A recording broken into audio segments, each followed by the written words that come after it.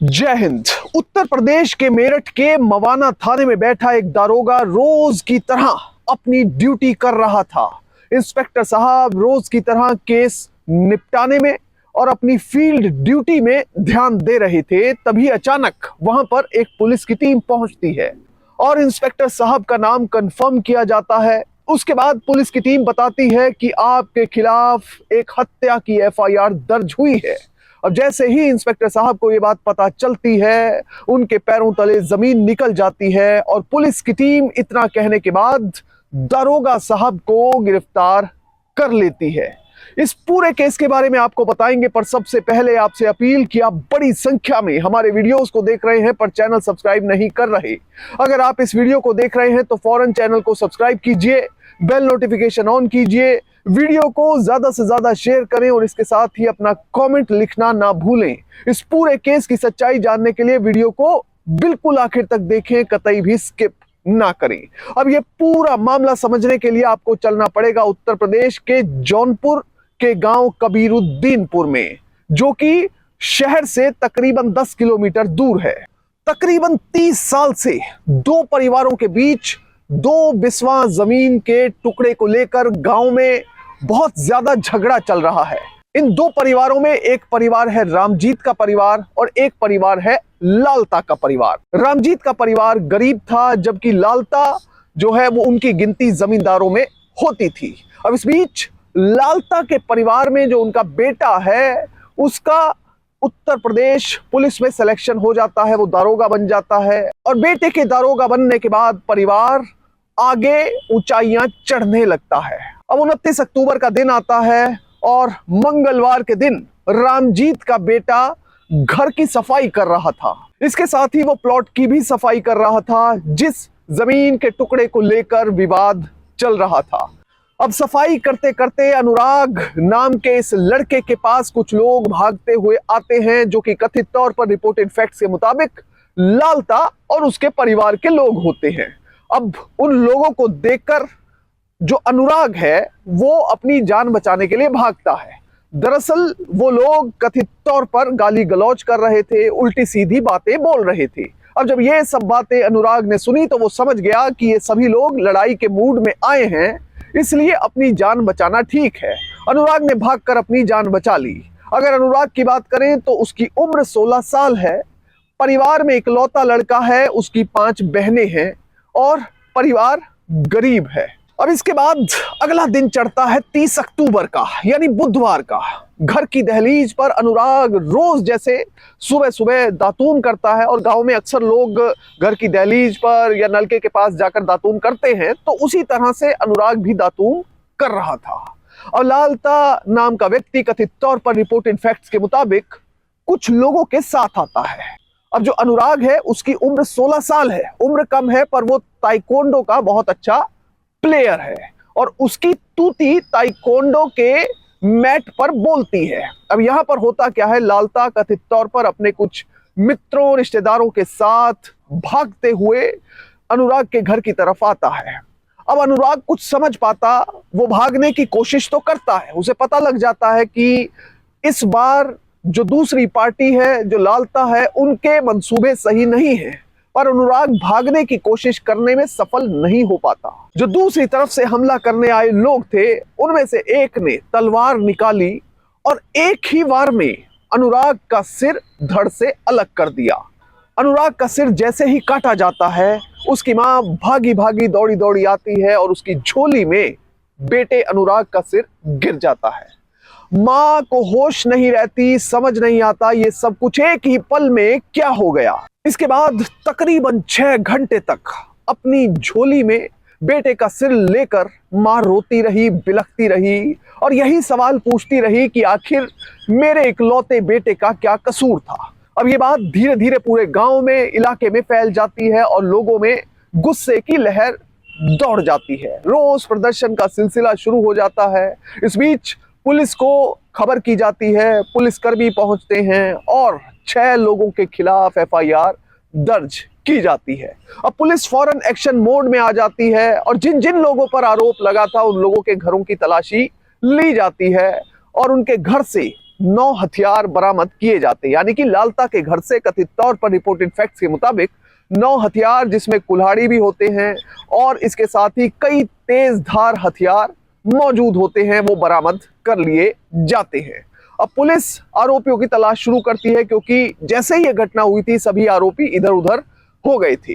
अब इस बीच जब पुलिस आरोपियों की तलाश कर रही थी, तभी अचानक से लखनऊ के अलीगंज थाने में रमेश नाम का एक शख्स सरेंडर करता है और वो कहता है कि सर, जो जौनपुर में हत्या हुई है अनुराग नाम के 16 वर्षीय लड़के की, जिसका सिर धड़ से काट कर अलग किया गया है, उसका आरोपी मैं हूं और मैंने ही इस हत्या को अंजाम दिया है, इसलिए मुझे गिरफ्तार कर लिया जाए। अब पुलिस भी ये हैरान थी कि जौनपुर में कत्ल हुआ है और लखनऊ के अलीगंज थाने में आकर ये व्यक्ति सरेंडर कर रहा है। अब पूरे मामले की जांच पड़ताल की गई तो पता चला कि जिस केस की डिटेल्स रमेश द्वारा दी जा रही हैं वो तो बिल्कुल सही है।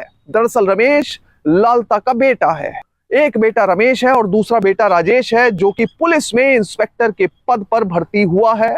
नौकरी को 2 साल भी पूरे नहीं हुए हैं।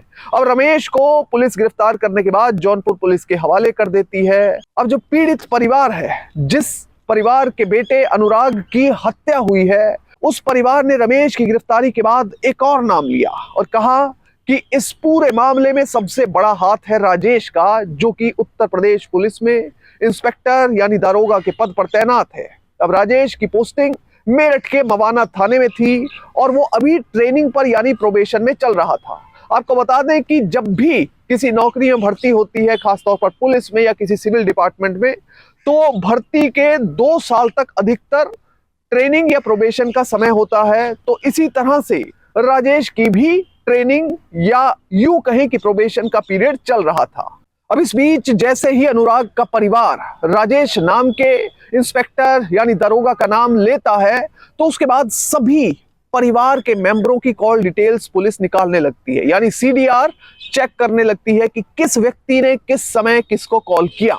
अब इसमें जब दारोगा साहब की कॉल डिटेल चेक की जाती है, तो कथित तौर पर रिपोर्टेड फैक्ट्स के मुताबिक जिस समय अनुराग की हत्या हुई उससे कुछ समय पहले दारोगा साहब की अपने परिवार में बातचीत हुई थी और घटना के ठीक बाद एक बार फिर से दारोगा साहब ने अपने पूरे परिवार के मेंबरों के साथ बातचीत की। तो इसके बाद पुलिस का शक गहराया। पुलिस ने पता किया कि दारोगा साहब की पोस्टिंग कहाँ है। पता चला मवाना थाने में वो तैनात हैं। मेरठ के मवाना थाने में पुलिस की एक टीम पहुंचती है।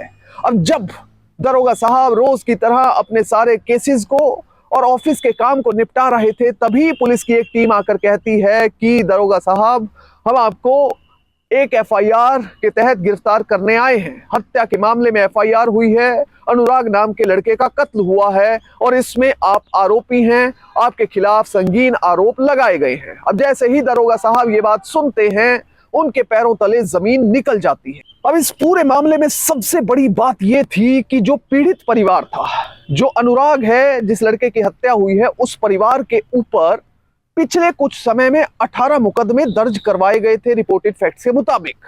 अब ये जो 18 मुकदमे हैं, एक के बाद एक मुकदमे कोई शक्तिशाली व्यक्ति ही या फिर कोई पावर में बैठा व्यक्ति ही दर्ज करवा सकता है। इसकी भी छानबीन की जा रही है कि अनाप शनाप मैटर्स को लेकर किसी एक व्यक्ति पर कैसे 18 मुकदमे एक के बाद एक कायम किए जा सकते हैं। बहरहाल इस मामले की इन्वेस्टिगेशन जब आगे बढ़ी तो सब इंस्पेक्टर हरीश चंद्र प्रसाद और कांस्टेबल लक्ष्मण प्रसाद के साथ अंकित कुमार को निलंबित कर दिया गया, यानी सस्पेंड कर दिया गया। उनके खिलाफ कड़ी कार्रवाई की जा रही है। इसके साथ ही लेखपाल को भी सस्पेंड किया गया, क्योंकि जमीन का मैटर था और जमीन का मैटर इतना बढ़ा कि एक 16 साल के लड़के की जान चली गई। इसके साथ ही डीएम ने कानून गो पर कार्रवाई के लिए भी पत्र लिखा है रिपोर्टेड फैक्ट्स के मुताबिक। अब अनुराग की जो बहन है, उसका गुस्सा मीडिया पर फूटा जब मीडिया ने इस हत्या के बाद उससे पूछा कि आपको कैसा लग रहा है। मीडिया पर इससे पहले भी ऐसे मामलों की रिपोर्टिंग को लेकर सवाल उठते रहे हैं। मीडिया के कुछ लोगों ने जाकर जब अनुराग की बहन से ऐसा सवाल किया तो उसने कहा कि अगर आपके घर में किसी की हत्या होती तो आपको कैसा लगता।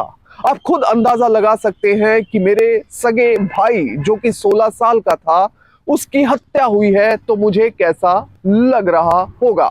बहरहाल इस मामले में दरोगा की गिरफ्तारी से एक नया मोड़ आ गया है। हत्या का मुकदमा दर्ज किया गया है और अगर हत्या के मुकदमे की बात की जाए तो इसमें सजाए मौत तक की सजा हो सकती है या फिर उम्र कैद की सजा और साथ में जुर्माना होता है। बहरहाल दरोगा साहब अगर इस मामले में दोषी पाए जाते हैं, अदालत उनको सजा सुनाती है, तो इसके साथ ही उनकी नौकरी पर भी खतरा मंडरा सकता है। पर कुल मिलाकर हम ये कह सकते हैं कि माननीय अदालत का फैसला ही आखिरी फैसला और अंतिम तथ्य और सत्य होगा। पर इस पूरे मामले से हमें सीख क्या मिलती है? हमें सीख मिलती है कि चाहे दुनिया का कोई भी झगड़ा हो, वो आपस में बैठकर सुलझाया जा सकता है और इसके लिए धैर्य होना बहुत जरूरी है। इस मामले में भी अगर धैर्य होता तो शायद अनुराग की जान बच सकती थी और दरोगा साहब की गिरफ्तारी भी ना होती। कुल मिलाकर अगर हर मामले में धैर्य से काम लिया जाए तो सभी मामले, सभी लड़ाई झगड़े हल किए जा सकते हैं। जय हिंद।